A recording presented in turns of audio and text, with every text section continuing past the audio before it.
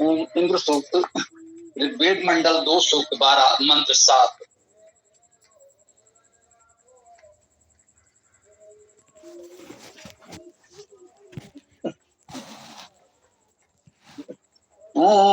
यस्य अश्वासः प्रदिशयस्य गावो, यस्य ग्रामा यस्य विश्वे रथासः, यः सूर्यं यः उषसं जजाना,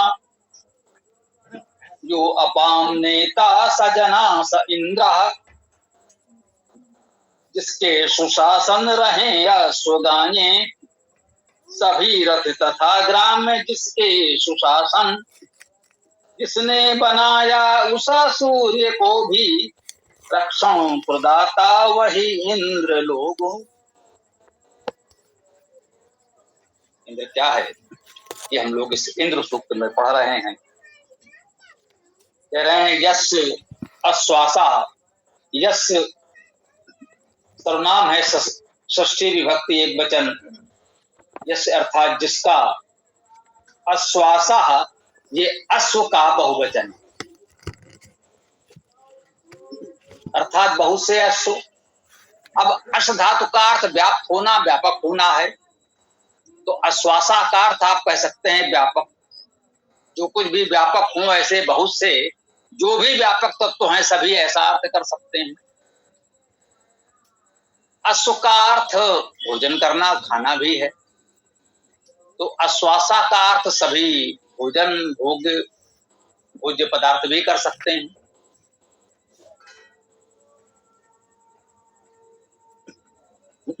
अश्व धातु का एक अर्थ आशुगति होना, तीव्रता से चलना, शीघ्र पहुंचना, ये भी होता है। आशुगति भी परिचित शब्द है, जानते हैं, अश्व धातु से ही आशु बनेगा। तो आशुगति वाले ऐसा अर्थ कर सकते हैं अश्वासा का, यह शाब्दिक अर्थ हुआ।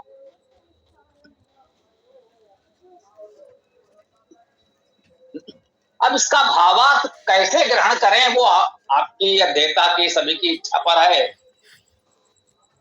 बहुवचन में है, इसलिए व्यापक अर्थ में ईश्वर का ग्रहण नहीं कर सकते। व्यापक अर्थ में वायु, जल, आकाश आदि का ग्रहण कर सकते हैं, ईश्वर का ग्रहण नहीं कर सकते, क्योंकि ईश्वर एक है। ये आश्वासा बहुवचन, इसलिए व्यापक अर्थ लेंगे तो वायु, जल, आकाश आदि व्यापक प्रभाव वाले प्रकाश, ध्वनि, उनका ग्रहण कर सकते हैं।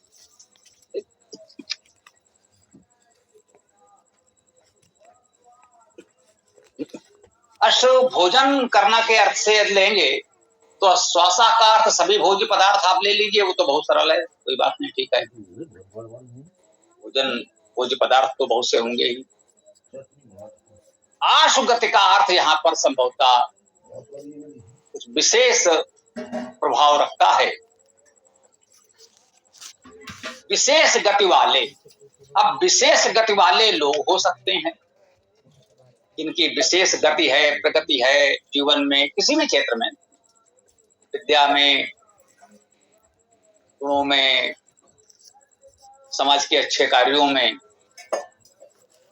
आशुगति वाले, शीघ्र चलने वाले, शीघ्रगामी, उनको ले सकते हैं। जो आशुगति में सहायक है, जिसकी सहायता से मनुष्य आशुगति करता आया है, उस पशु प्राणी को भी अश्व कहते हैं। जब ये आधुनिक यंत्रों का विकास नहीं हुआ था, यांत्रिक यातायात के साधन नहीं थे, तो कुछ समय पहले तक कहीं कहीं तो ग्रामीण क्षेत्रों में भी मिल सकता है, धीरे धीरे घटता जा रहा है। अश्व ही आशुगति का साधन था, एक पशु विशेष, अश्व, घोटक, घोड़ा भी कहते हैं, शीघ्रता से आवागमन का साधन वही था। चाहे उस अश्व पर बैठकर जाएं, अश्वारोही कहलाते थे, या उन्हीं अश्वों से रथ खींचा जाए, रथ पर जाएं, लेकिन उस गति का साधन अश्व ही था। बिना अश्व के तो रथ नहीं चलेगा। अन्य पशुओं का भी उपयोग करते हैं, जैसे बैलगाड़ी भी होती है, अभी भी कहीं कहीं मिल जाएगी, लेकिन उसकी गति तीव्र नहीं होती। तीव्र गति के लिए, आशुगति के लिए अश्व या घोड़ा ही महत्वपूर्ण साधन रहा है। तो उस प्रकार से अश्व का भावार्थ वो पशु विशेष यहाँ ग्रहण किया जा सकता है। कोई ये कहे कि भाई यहाँ पर अश्व का अर्थ वह पशु विशेष है, अश्व है जो द्रुतगामी है, शीघ्रगामी है, आशुगति वाला है, तो उस अश्व का बहुवचन अश्वासा, अर्थात बहुत से अश्व, बहुत से घोड़े, ऐसा अर्थ कोई करना चाहे तो हम कहेंगे ये भावार्थ आप कर सकते हैं। शाब्दिक अर्थ के अनुकूल है, धातुज अर्थ के अनुकूल है, आशुगति ही उसमें प्रधान है, तो ऐसा भावार्थ कर तो सकते हैं। परंतु यदि अश्वासा को देखकर सीधे कोई ये कहना चाहे कि इसका एकमात्र अर्थ घोड़े हो गया, तो वेद के अध्येता कहेंगे नहीं भाई ये ठीक है। वेद का अर्थ करने की जो प्रणाली है उसमें ये मान नहीं है कि अश्वासा देखकर आप सीधे सीधे तत्काल उसका अर्थ घोड़े कर दें और कोई विचार न करें। तो धातुज अर्थ का हमने विचार किया तो इतने अर्थ निकले, उसमें एक भावार्थ घोड़े भी हो सकता है। तो जब इस प्रकार से आप विचार करते हैं तब वेद का सही अर्थ समझ में आता है। यस अश्वासा, जिसके अश्वगण, प्रदिशि, प्रदिश ये सप्तमी विभक्ति एक वचन में है, ये इसमें महत्वपूर्ण है।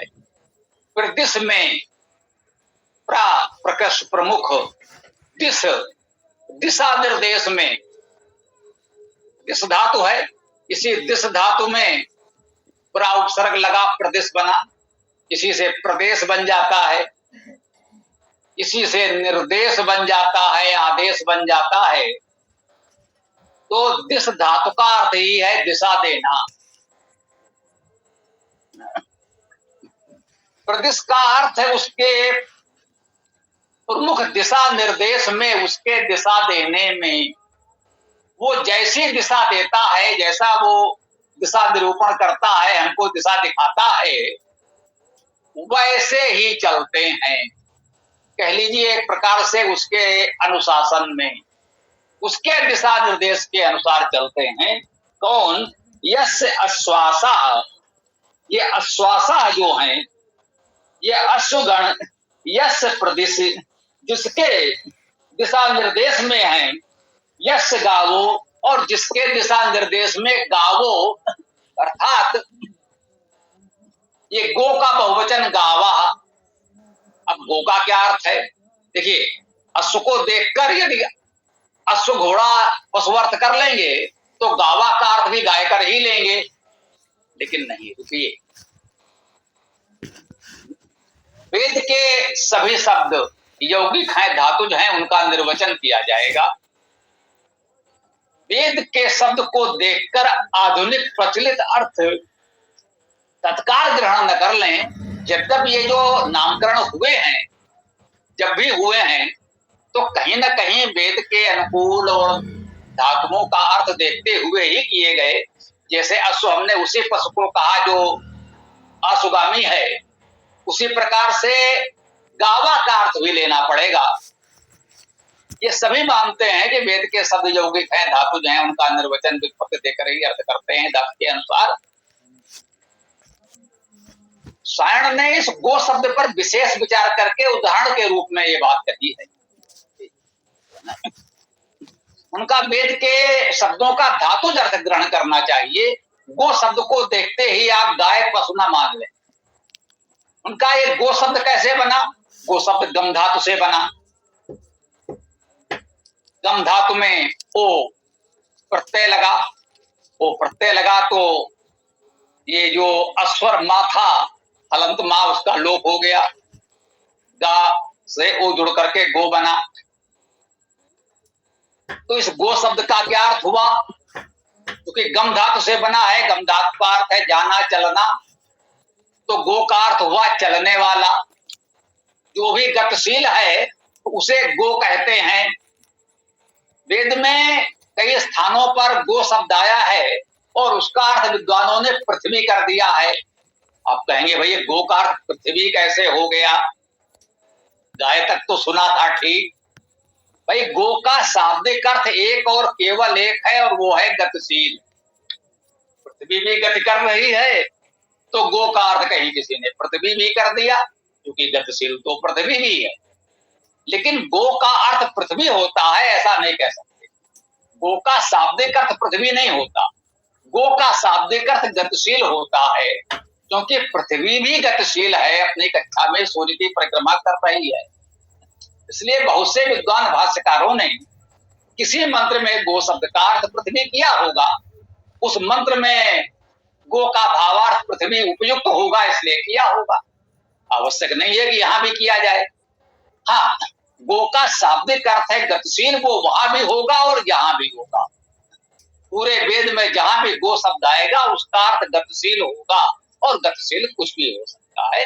शरण ने इस गो शब्द का उदाहरण देते हुए ये बताया है कि जितने भी गति करने वाले हैं उन सबको गो शब्द में हम ग्रहण कर सकते हैं। सभी पशु गतिशील हैं, इसलिए अर्थ में तो सभी पशुओं को आप गति के कारण गो कह सकते हैं। हाँ, एक विशेष पशु को भी हम लोग गो कहते हैं, ये रूढ़ हो गया, बाद में इसे योग रूढ़ अर्थ कहते हैं। गो के शाब्दिक अर्थ में तो सभी गतिशील आ गए, विशेष रूप से पशु प्राणियों को गो कह लीजिए, वो भी ठीक है। धीरे धीरे एक विशेष पशु को हम गो कहने लगे, कह रहे हैं गतिशीलता के कारण ही, लेकिन धीरे धीरे एक अभ्यास में आ गया कि भाई जब गो कहते हैं तो वही विशेष पशु हमारे ध्यान में आता है। तो वेद में जहां जहां गो कहा जाए वहां एक पशु विशेष न माने, उसका अर्थ गतिशील होगा। यद्यपि गो का अर्थ गतिशील होने से सभी पशु आ जाएंगे और किसी विशेष पशु को भी भावार्थ लिया जा सकता है, गतिशील तो वो भी है। तो ये कहा यस्य रथासा प्रदिश यस्य गावो, जिसके प्रमुख दिशा निर्देशन में अश्व हैं और गावो गाय हैं। यदि अश्व का अर्थ पशु घोड़ा लेंगे तो गावों का अर्थ भी पशु गाय ले ही लेंगे, कोई बात नहीं। जिसके अनुशासन में घोड़े और गाय हैं, इसका ऐसा सामान्य सीधा सा अर्थ कोई कर सकता है।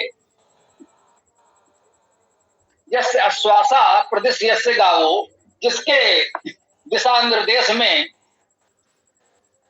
अश्व अर्थात घोड़े और गायें हैं। हम वहां इंद्र परमेश्वर का वर्णन कर रहे हैं, घोड़े और गाय उसके अनुशासन में हैं, ये बताएंगे। उस परमेश्वर की रचना ये संपूर्ण सृष्टि है, संपूर्ण सृष्टि उसी के अनुशासन में है। तो हम साधारण से एक दो पशुओं का नाम लेकर कहें कि गाय घोड़े इसके अनुशासन में है, कहना चाहिए ये तो एक प्रकार से उसका अपमान हुआ। इतनी विराट व्यवस्था संपूर्ण सृष्टि का संचालन करता हम कह रहे हैं गाय घोड़े उसके अनुशासन में है। अरे भाई, संपूर्ण सृष्टि उसके अनुशासन में है तो गाय घोड़े किस गणना में, किस गिनती में आते हैं? वो तो है ही नहीं है, ऐसा तो कह ही नहीं सकते। संपूर्ण ये ब्रह्मांड, संपूर्ण सृष्टि उसके अनुशासन में है। तो इसलिए इसको व्यापक अर्थ में लेंगे तो अधिक उत्तम होगा। जो व्यापक हैं, आश्वासा का अर्थ व्यापक, आशुगामी, ज्ञान, और गावों का अर्थ जो भी गतिशील है, जैसे भी कहा कहेंगे पृथ्वी अर्थ किया गया। तो गतिशील में जितने सूर्य, चंद्र, ग्रह, उपग्रह, पृथ्वी, मंगल आदि जो भी जितने भी हम अंतरिक्ष में, आकाश में ये ज्योतिर्मान पिंड देखते हैं, सब गतिमान हैं। और ये सभी गतिमान आकाशीय पिंड उसी परमेश्वर के अनुशासन में गति कर रहे हैं। ये अर्थ वेद की गरिमा के अनुकूल प्राप्त होगा आपको जब इतना विचार करेंगे। तो जो भी द्रुतगामी है, आशुगामी है, जो भी गतिशील है, आशुगामी हो या न हो, जैसे शनिग्रह की गति अपेक्षाकृत धीमी है, इसलिए उसका नाम शनि है। शनैः चरत, धीमे चलता है इसलिए शनि। तो कहा जो द्रुतगति वाले आसुगामी है वे भी, और जो शनैः गति थोड़ा धीमी गति से चलने वाले, मंद गति से चलने वाले हैं, वे सभी गतिशील, वे संपूर्ण सृष्टि गतिशील है और उसी परमेश्वर इंद्र के अनुशासन में है। इंद्र का शाब्दिक करते ही परमेश्वरवान परमेश्वर होता है, हम लोग चर्चा कर चुके हैं। कह रहे हैं यस्य ग्रामा यस्य विश्वे रसासा, तो यस्य जिसके, अब ये प्रदर्श सबके साथ जोड़ते हुए चलेंगे, वो केवल यस्य बार बार कह रहे हैं। अब काव्य में ये तो होगा ही, हर बार तो प्रदर्श लाएंगे तो छंद का अनुशासन नहीं रहेगा। तो यस्य कह रहे हैं यस्य ग्रामा, ये ग्राम भी जिसके अनुशासन में है। अब यहां थोड़ा सा ये विचार कर ले, ग्राम शब्द कैसे बना, ग्राम का शाब्दिक अर्थ क्या होगा। तो ग्राम भी एक धातु है, इसका अर्थ होता है बुलाना, बुद्ध पूर्वक कहना, एकत्र होना। ग्राम किसे कहते हैं, हम बहुधा बात करते हैं, वेद आदिकालीन रचना है। ग्रामों का विकास धीरे धीरे हो रहा है। वनों में सामान्यतः मनुष्य भी एक विचरणशील प्राणी था। कहीं सुविधाजनक स्थान देखकर, फलदार वृक्ष या कुछ और अनुकूलताएं जलादि के देखकर कुछ कि भाई यहां पर एकत्र हो सकते हैं। ग्राम का क्या अर्थ है, बुलाना, बुद्ध पूर्वक कहना, एकत्र होना। यहाँ एकत्र होंगे, बुद्ध पूर्वक विचार विमर्श करेंगे, धीरे धीरे वो स्थान स्थायी होता चला गया, ग्राम बन गया। जिस अर्थ में आज हम ग्राम कहते हैं, जहाँ स्थायी रूप से कुछ लोग रहते हैं, कुछ परिवार रहते हैं, उसे ग्राम कहते हैं। तो ग्राम ऐसे बना, शाब्दिक अर्थ है बुलाना, बुद्ध पूर्वक कहना, एकत्र होना। वहां एकत्र होने लगे, एक स्थान हमने निश्चित किया, वो थोड़ा सुविधाजनक था। धीरे धीरे वहां कुटियां बनने लगी और एक स्थायी व्यवस्था बन गई। क्योंकि ग्राम पहले से कह रहे थे भाई ये ग्राम है, यहाँ सबको बुलाकर एकत्र करके हम बुद्ध पूर्वक चर्चा करेंगे, दिन भर विचरण करेंगे, सायंकाल कहीं यहाँ एकत्र हो जाएंगे, रात्रि विश्राम करेंगे, दिन में फिर विचरण में निकल जाएंगे जिसकी जैसी आवश्यकता होगी। धीरे धीरे वो स्थायी निवास होते। अभी भी होता है, दिन में लोग अपने आजीविका आदि के लिए यहाँ वहां विचरण करते हैं, सायंकाल अपने घर वापस आते हैं, सामान्यतः अपवाद हो सकते हैं। तो ग्राम का यह अर्थ हुआ कि जो भी ग्राम है, आमंत्रण है, संगठन है, बुद्ध पूर्वक विचार विमर्श है करने वाले, वे सभी ग्राम उसके दिशा निर्देश में हैं। यस्य विश्वे रथासा, जिसके दिशा निर्देश में विश्वे अर्थात सभी रथासा अर्थात रथ है। रथ का बहुवचन रथासा है जी, ये वैदिक प्रयोग है। अश्वासा रथासा, ये अश्व का बहुवचन अश्वासा, रथ का बहुवचन रथासा, ये वैदिक भाषा में होते हैं, संस्कृत भाषा में नहीं होते। यदि केवल संस्कृत की व्याकरण पढ़ के लोग वेद पढ़ते हैं तो इसीलिए भ्रमित हो जाते हैं, क्योंकि संस्कृत भाषा अलग है, वैदिक भाषा अलग है। वैदिक भाषा प्राचीन है, अधिक स्वाभाविक है, अधिक व्यवहारिक है, अधिक तार्किक है।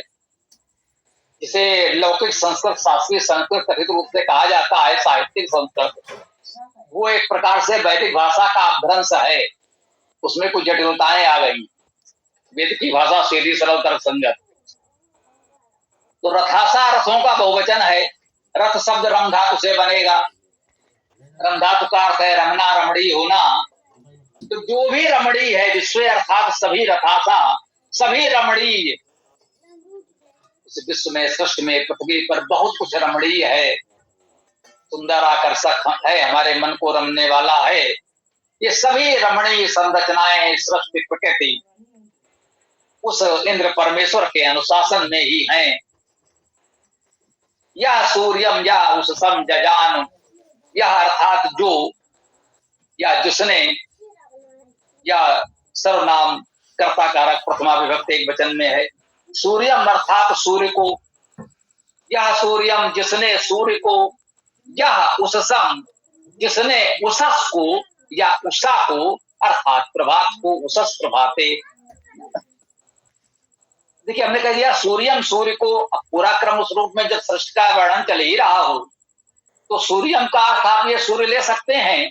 इसमें सुप्रसवे सुऐश्वर्य सुप्रेरणे धातु में है, हम लोग बहुत बार चर्चा कर चुके हैं। सूर्य का अर्थ है सृजन ऐश्वर्य प्रेरणा,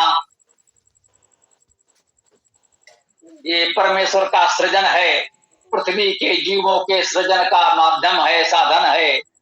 सूर्य न हो तो कोई सृष्टि नहीं होगी, सृजन नहीं होगा, कोई जीव नहीं होंगे। तो शाब्दिक अर्थ सृजन ऐश्वर्य प्रेरणा से है और ये आध्यात्मिक अर्थ होगा।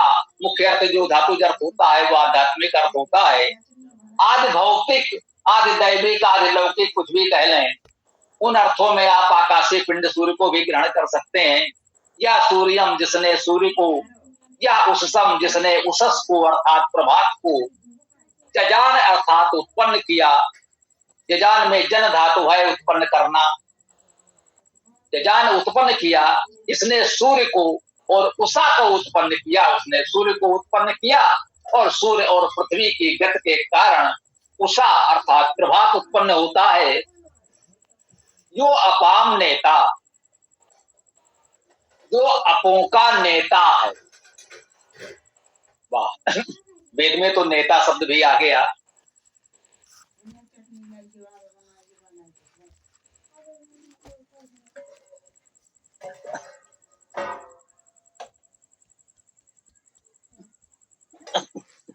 जो अपाम नेता, जो अपों का नेता है।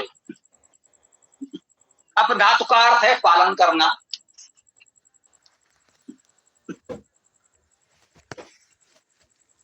तो अपाम का अर्थ हुआ पालनकर्ताओं का, षष्ठी विभक्त बहुवचन। अपा शब्द माने तो द्वितीय एक वचन में भी हो सकता है। सामान्यतः सब कुछ बहुवचन में चल रहा है तो इसका अर्थ अपाम बहुवचन षष्ठी विभक्त में ही किया गया है। अपाम अर्थात अपों का, पालनकर्ताओं का यह शाब्दिक अर्थ हुआ। कहीं कहीं लोगों ने सीधे भावार्थ जल भी कर दिया है। जल ही जीवन के पालन रक्षण का आधार है। कहते हैं जल ही जीवन है, जल से ही जीवन की उत्पत्ति है, जल से ही जीवन का पालन रक्षण है। तो जीवन के पालन का मुख्य आधार होने से अप जल को भी कह देते हैं। अप का शाब्दिक अर्थ पालन है, पालन करने वाला है। जल उसका भावार्थ हो सकता है। ये हमें जानना समझना चाहिए। जो अपाम नेता, जो पालनकर्ताओं का नेता है, जो भी पालन रक्षण करने वाले हैं, उन सब का नेता तो परमेश्वर इंद्र ही है। नेता क्या है?